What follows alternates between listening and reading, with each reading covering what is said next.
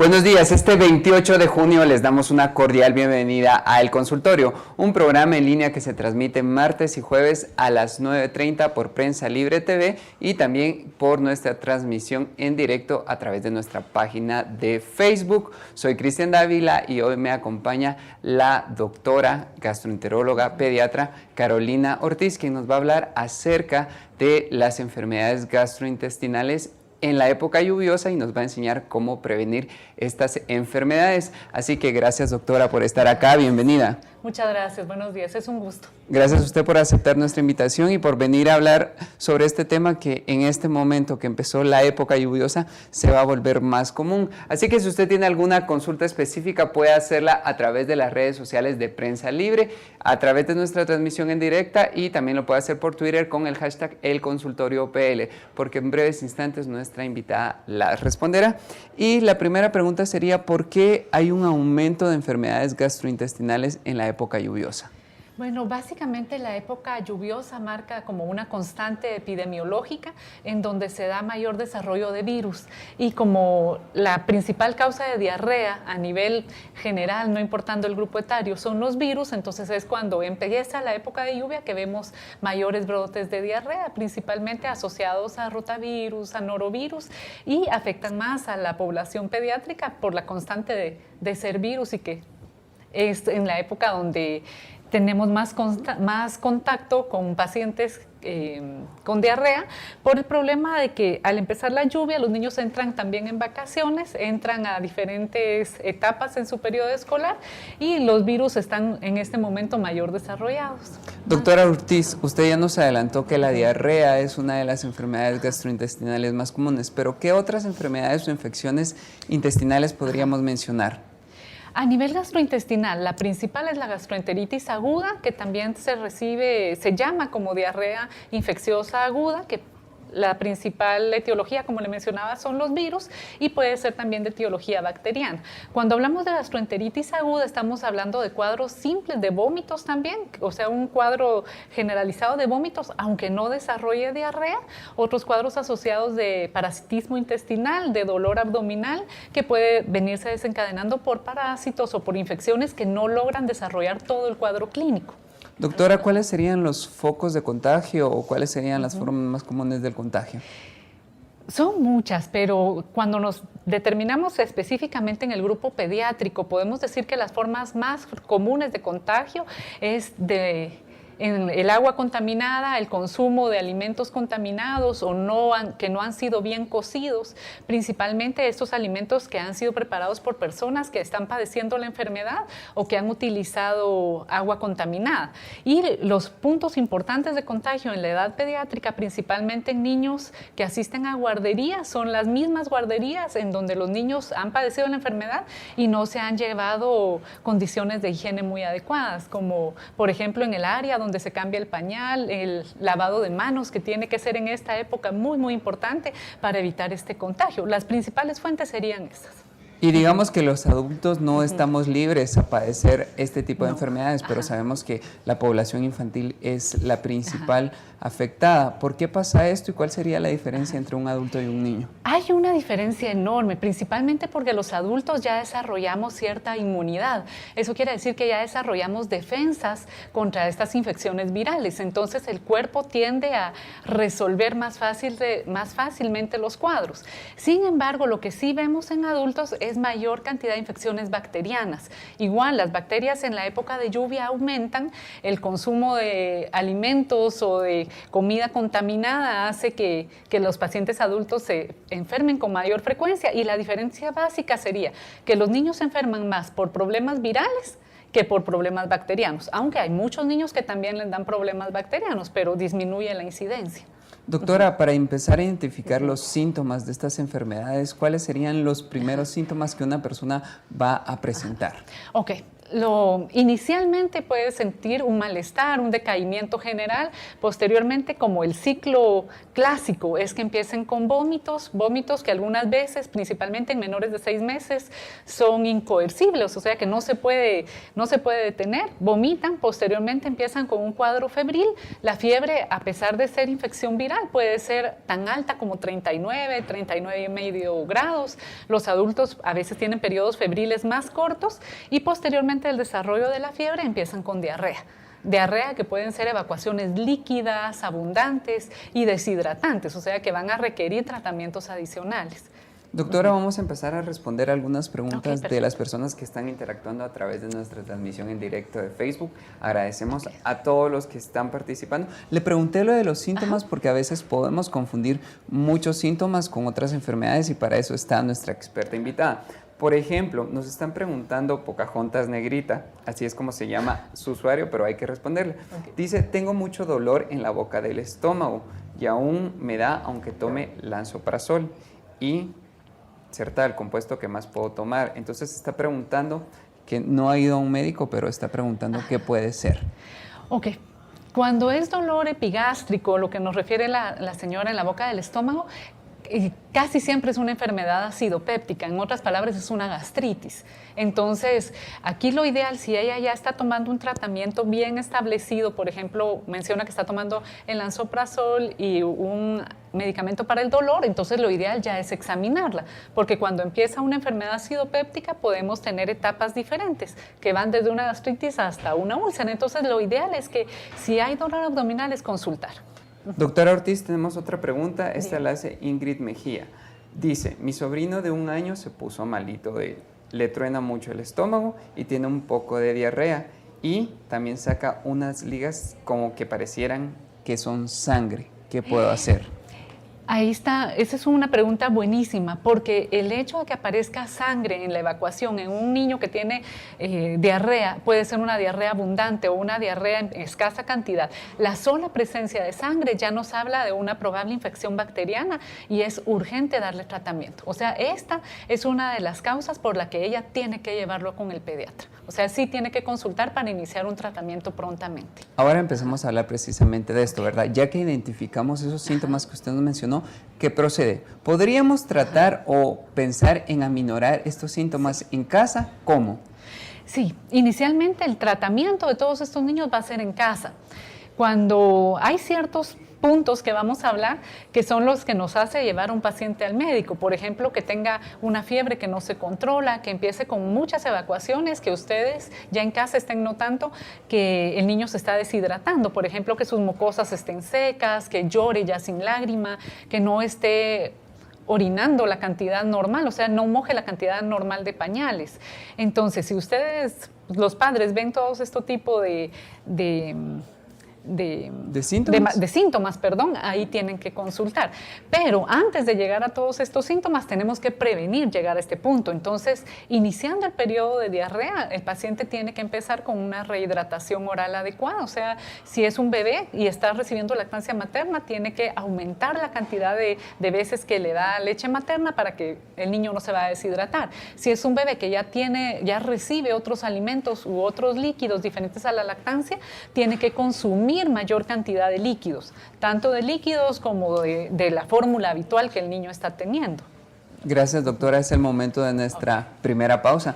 No se vayan y sigan con nosotros en el consultorio porque al volver vamos a seguir hablando acerca de las enfermedades gastrointestinales en la época lluviosa y también vamos a dar paso a todas esas preguntas que ustedes nos están haciendo para que la doctora Ortiz las pueda responder.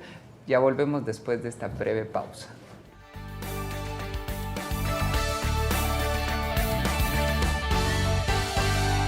Si ignoras lo que sucede en el país, nunca serás libre. Pero si realmente quieres ser libre, lee, investiga, piensa. Infórmate a la mañana, al mediodía, en el bus. Y si no has empezado o sientes que no es para ti, entiende que ser libre no tiene edad ni condición social. Es por eso que Soy Prensa, soy libre. Prensa Libre, un periodismo que evoluciona.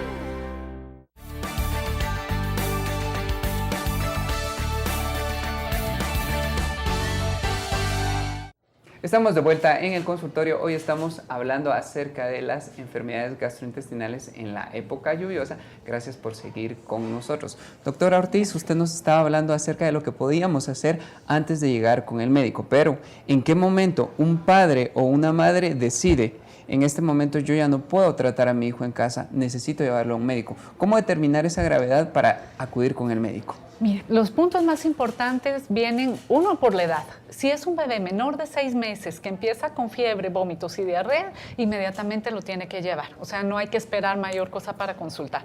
Si son niños un poquito más grandes que tienen fuentes de hidratación, o sea, que reciben el suero oral y que no, o reciben otros líquidos, puede tenerlo en casa. Si el niño empieza a vomitar de una forma incontrolable y que ya no está recibiendo nada por la boca, por vía oral, debe consultar. Si hay una fiebre persistente que no disminuye, también es otra indicación de llevarlo inmediatamente. Si hay mucho dolor abdominal, recordemos que en muchos casos de gastroenteritis se presentan con dolor abdominal severo en algunas ocasiones y no es bueno dar medicamentos para el dolor. Primero lo tiene que revisar un médico. Y lo que platicamos con anterioridad, si hay presencia de sangre en la evacuación, es necesario consultar inmediatamente. Doctora, entonces cuando ustedes ya llegan los casos típicos de diarrea o estas enfermedades gastrointestinales que usted ya me mencionó, ¿cuál sería lo que ustedes como expertos hacen, verdad? ¿Qué tipo de tratamiento le va a recomendar a las personas? Bueno, básicamente depende. En primer lugar, tenemos que evaluar el estado de hidratación del paciente. La mayoría de niños llegan bien hidratados, o sea, se han empezado estas medidas en casa y es muy baja la incidencia de niños que lleguen con un cuadro grave de deshidratación. Entonces, a estos niños los evaluamos, vemos que están bien hidratados, hacemos recomendaciones en cuanto a la hidratación, en cuanto al aumento de líquidos, a persistir con la lactancia materna o con el alimento tomado en las fórmulas, y muchas veces recomendamos otros medicamentos coadyuvantes del tratamiento, como podrían ser los probióticos. Gracias, doctora, por esa respuesta tan interesante. Yo creo que nos ha servido muchísimo. Ahora vamos a pasar a la parte de preguntas y respuestas de la audiencia, porque tenemos varias, entonces tal vez vamos a ser un poco breves para tratar de responder a la mayoría de personas. Por ejemplo, Vini Pérez dice que precisamente hoy su hija de 6 años vomitó, la llamaron del colegio y la tuvo que ir a traer, y dice que no tiene diarrea, pero le duele mucho el estómago. ¿Qué podría hacer o qué puede hacer ella en este caso? Lo más probable es que está empezando en las etapas iniciales de los cuadros de gastroenteritis de etiología viral. Casi siempre el seguimiento es vómitos primero, dolor abdominal y hasta después la diarrea. Lo más probable es que ella va a iniciar con la diarrea. Entonces, por ahorita, hidratarla y llevarla a consulta. Gracias, doctora. Así que ya tenemos la respuesta. Maggie Loor nos pregunta que cada vez que come le duele el estómago. ¿Esto es normal? No, no es normal para nada, pero no necesariamente es una gastroenteritis. Cuando tenemos dolor abdominal asociado a las comidas, casi siempre es una gastritis. Entonces, de igual forma tendría que consultar. También nos pregunta JG Mariel, nos dice que ¿por qué pasa que cada vez que come ella siente que tiene aire en el estómago? Híjole, también son manifestaciones clínicas de la gastritis, una sensación de llenura o de aire en exceso puede ser de lo mismo. También nos está preguntando Ligia Mía F. Barrios, por ejemplo, ¿qué pasa con algunas situaciones que dependen muchísimo también del tipo de alimentación, como intolerancia a la lactosa y así sucesivamente? Nos está preguntando de otras situaciones que podrían agravar estos cuadros. Bueno, hay otras situaciones que pueden dar diarrea y que no son gastroenteritis asociadas al problema viral ni bacteriano. Por ejemplo, las intolerancias alimentarias. En este caso, la señora nos consulta de la lactosa. Se tratan completamente diferentes. Si hay una noxa externa, algo que le está provocando la molestia, pues lo tratamos, pero no se relaciona en sí con la gastroenteritis viral. Doctora, nos están preguntando una recomendación para padres de familia y maestros desde el punto de vista médico. Cuando un niño está enfermo, ¿cuál sería la recomendación? ¿Es mejor no mandarlos a la escuela o digamos que los podremos mandar a la escuela y que los maestros los traten? No. es mejor tenerlos en casa, principalmente para prevenir el contagio. Recordemos que a nivel pediátrico estas enfermedades son altamente contagiosas. El rotavirus, el norovirus, que es lo que más afecta en este periodo de lluvia, es altamente contagioso y si mandamos a este niño posiblemente sea un foco de diseminación de la enfermedad. Entonces, iniciando la enfermedad, mejor que se quede en casa unos días. También nos están preguntando qué pasa, por ejemplo, si Villa González nos pregunta si ella ya llevó a su hijo a todos sus chequeos, le dieron desparasitante y todo lo demás, pero aún su hijo se sigue quejando que tiene cólicos cerca del ombligo. ¿Qué puede ser? Bueno, habría que conocer el contexto general del paciente. Si es un niño, hay muchas más cosas aparte de los parásitos que pueden dar este tipo de dolor. Entonces, si ya ha tenido varias consultas, ha tenido tratamientos, ya tenemos que pasar al plan B, que son estudios más específicos. Entonces, sería ver al nene, examinarlo, ver si es necesario hacer un estudio como una endoscopía o algún ultrasonido, una cosa diferente. Gracias, doctora, por hacernos esa aclaración y esa salvedad. Yo creo que todas las personas que están interactuando en las redes sociales están muy activas, pero vamos a pasar ya a la parte final. Vamos a llegar, por ejemplo, sabemos que la mejor estrategia es la prevención, doctora Ortiz. ¿Qué podemos hacer? Usted ya nos dio algunos consejos para prevenir, pero nuevamente, la prevención es fundamental. ¿Y qué podemos hacer para prevenir? Número 1 en prevención, lavado de manos. O sea, si se mantiene una higiene adecuada, principalmente el lavado de manos antes y después de preparar los alimentos, antes y después de ir al baño o de cambiar el pañal del niño, la incidencia de diarrea se logra disminuir bastante. Segunda cosa de la prevención, vacunar, que los niños tengan su esquema completo de vacunación, principalmente lo que concierne a vacuna contra el rotavirus. Y posteriormente, pues mantener medidas de higiene, tratar de, si los niños están enfermos, que no tengan mayor comunicación con otros niños en cuestión de no estar contagiando la enfermedad y limpieza en todo sentido, ¿verdad? En el consumo y preparación de los alimentos. Doctora, vamos a ir a las últimas preguntas de la audiencia, a todas las personas que están interactuando a través de la página de Facebook en esta transmisión en directo. Vamos a hacer las últimas preguntas. Jessie Sholop dice, ¿qué le puedo dar a mi bebé recién nacido que tiene cólicos y aire en el estómago? ¿Esto qué puede ser? ¿Es una cuestión muy normal en un bebé?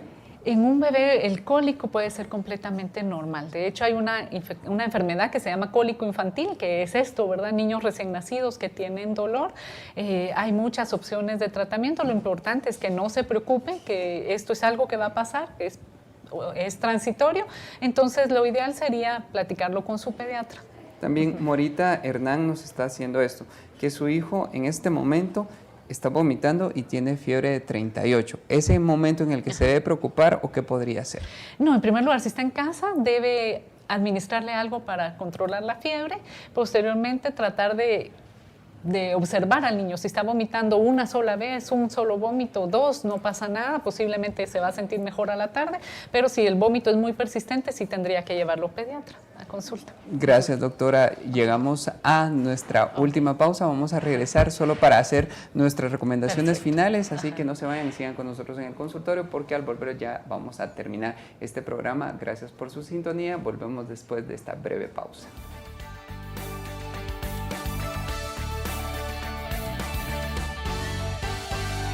Si ignoras lo que sucede en el país, nunca serás libre. Pero si realmente quieres ser libre, lee, investiga, piensa. Infórmate a la mañana, al mediodía, en el bus. Y si no has empezado o sientes que no es para ti, entiende que ser libre no tiene edad ni condición social. Es por eso que soy prensa, soy libre. Prensa Libre, un periodismo que evoluciona.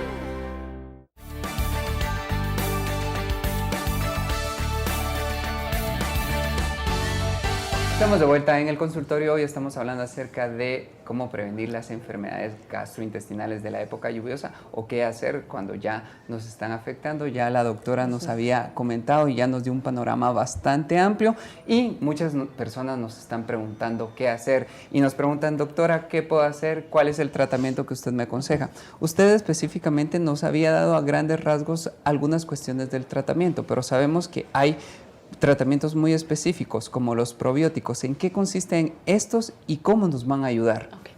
Bueno, los probióticos son microorganismos vivos que cuando los damos tienen un efecto beneficioso a nivel del organismo. Son bacterias, pueden ser hongos, o sea, hay diferentes tipos, pero son microorganismos que van a llegar a suplir una necesidad del organismo.